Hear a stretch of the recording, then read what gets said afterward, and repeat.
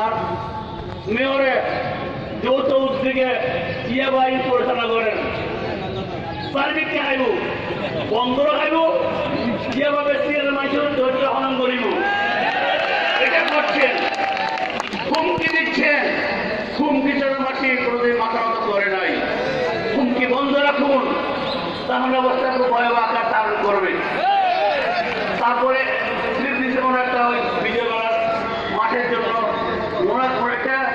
এটা মাঠ এখানে আমাদের সন্তান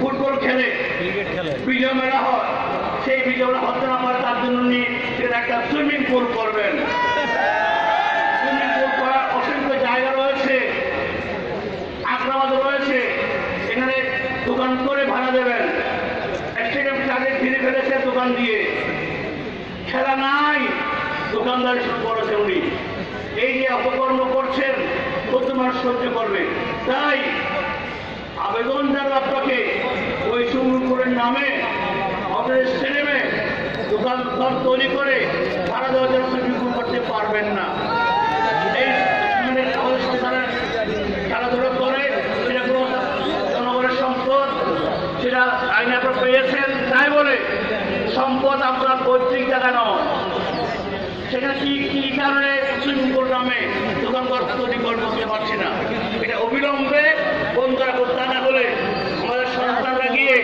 সেই বাইরে যে দিন দিয়ে খারাপ করেছেন সেটা অবশ্যই ভেঙে দেবেন কোনোদিন সময় দিলাম পরিবর্তন না করেন এছাড়া বিজয় মেলা হয় উনি বিজয় মেলার পক্ষে তো নন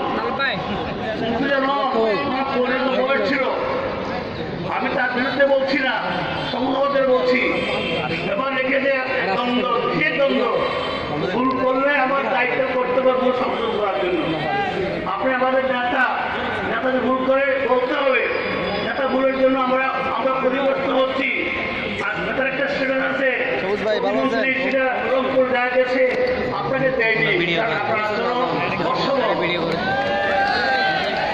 তাই ভাইয়ারা সেদিক গেল আর অবিলম্বে যে ওয়াক্ফ সম্পদের দোকানঘর করেছেন কিছু আপনারা নিয়েছেন কিছু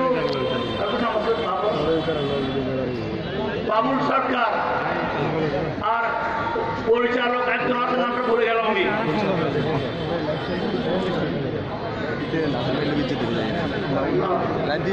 পরিচালক মৎস্য পরিচালক মাসুদ নিজাম আর খবর দেখায় সেটা আমার সম্পর্কে খালি খাইবেন নাই হবে না আপনাদের সন্তান দেখতে না পাই ভাই তারা তার মাথায় আঘাত করবেন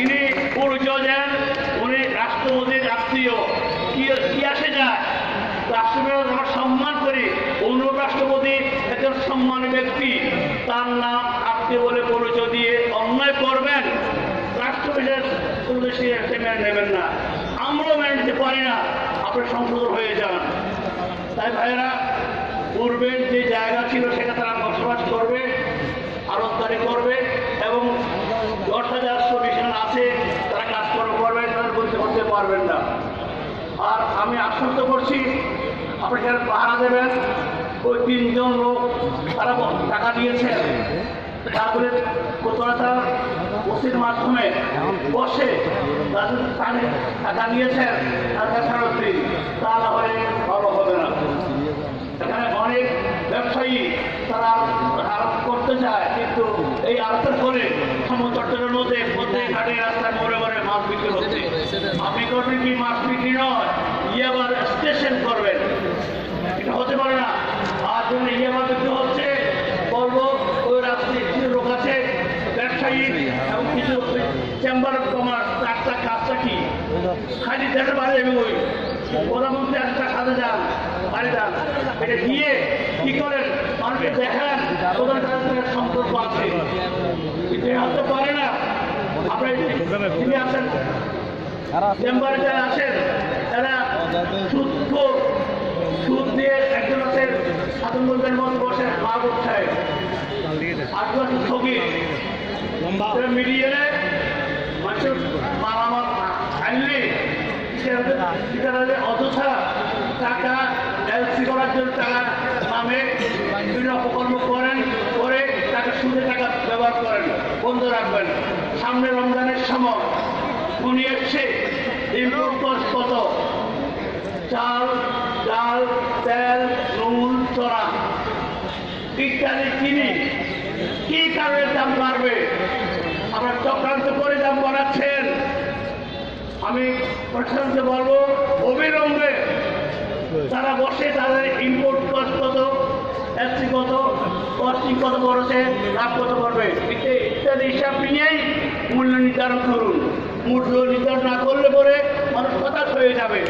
কারণ এটা ব্যবসার স্থান, চুরি কারবারের জায়গারও প্রতি বছর টাকা চুরি হয়, এরাই চুরি করে মানুষের টাকা এসসি করে, সেগুলি আত্মসাৎ করে।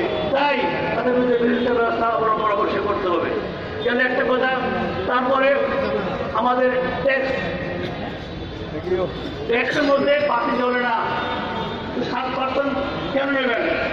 অনেক জায়গায় 3% বিদ্যুৎ ট্যাক্স, 7% পরিষ্কার পরিচ্ছন্ন আদৌ নেই। চট্টগ্রাম করে আবর্জনা বরফ ওই কথাকে বাস্কেট দিয়ে নেয়, 20 টাকা খাইয়ে আপনারা দিদি বাস্কের জন্য ফেলে না। ওগুলি তারা কি করছে, তাকে আত্মসাৎ করার জন্য একটা মহা কল্যাণ নিয়েছে। রাতের বেলায় পরিষ্কার গরিব ডক্টর হয়ে থাকতে পারার কথাবার্তা হয়, এই করে লাভ হবে না। ক্ষতি করার চেষ্টা করবেন না। আপনি পরিষ্কার জন্য 7% নিচ্ছেন, যাদেরকে খরচ করে দিতে জানি না। এই তারপরে ট্যাক্সের ব্যাপারে আছে, এর বাইরে আর বাইরে দিতে পারবেন না। সুতরাং আমরা দেবই, কিন্তু সরকার বলা হচ্ছে আমরা কি ট্যাক্স না দেওয়ার কথা বলছি। অবশ্যই ট্যাক্স বাইরে ধরলে করে দেখাশি করলেই ট্যাক্স দেওয়ার জন্য বিশেষ করে দেবো। মানতে পারবেন যদি একটা পূর্বে নির্ধারিত কর, যেমন যারা হাজার বসবাস করতো তাদের ট্যাক্স মাফ করে দিয়েছে, কাগজ দিয়েছি আমি, ওরা ছেড়ে দিয়েছে, আমি কাগজ দিয়েছি, তুমি যারা করে বসবাস করো ছুটি দেবে, ট্যাক্স ছুটি দেবে, তাই তারা মাফ করে দিয়েছে। তাদের সন্তানরা স্কুলে লেখাপড়া করে, সন্তানের স্লিপ বেতনের স্লিপ দেওয়া হয়, ওদের কাছে বহু করার একটা ব্যবস্থা করেছি। এই সমস্ত তোমার সেবামূলক কাজকর্ম করার জন্য তা না করে জুলুম করবেন, ঠিক নয়। আর নাসির সাহেব আপনার কর্মকর্তা, সাধারণ সম্পাদক, তাই মিটিং আসার জন্য হুমকি দিচ্ছেন, টেলিফোন করছেন, বাসে পর্যায়ে ইত্যাদি ইত্যাদি। আপনার হুমকিতে মানুষ ভয় পায় না। কিছু নেতার পরিষ্কার আছে যারা পিছিয়ে দিলাম লোক অগণিত জনতা কিন্তু আছে, তো আমি অগণিত জনতার পক্ষে আছি। আমাকে যেন মিটিং করতে না হয় তার জন্য অনেক অনুরোধ লোকের মাধ্যমে করেছেন। ঘটনা মানুষের হতা হয়ে কেউ অনুরোধ শুনতে রাজি নন। অধিকার দেবেন, আদায় করবেন, তাহলে অনুরোধ জীবন দিতে রাজি আছি। তা কিন্তু তাই বলবো যে আজকে এখানে কষ্ট আপনারা এসছেন।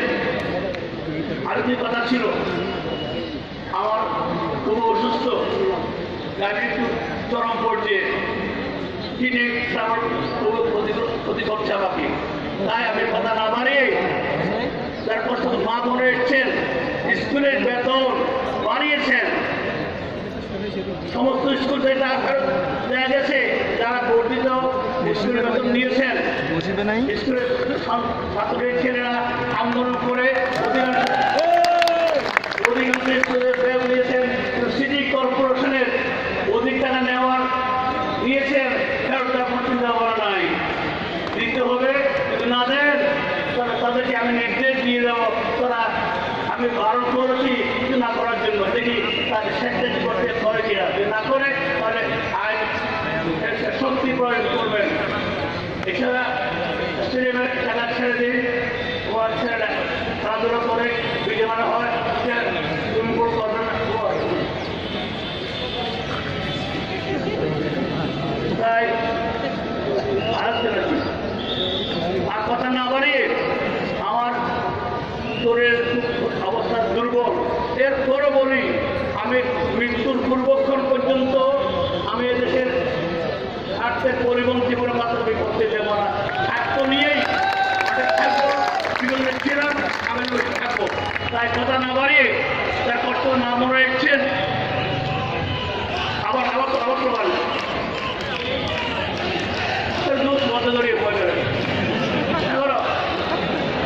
কথা না বাড়িয়ে আপনাদের আপদে বিপদে দুঃখে সুখে আমি তাদের মৃত্যুর পুরোপুরিতে আছি এই কথা জানিয়ে শেষ করছি আবার শেষ করছি সবাই ধন্যবাদ আসসালাম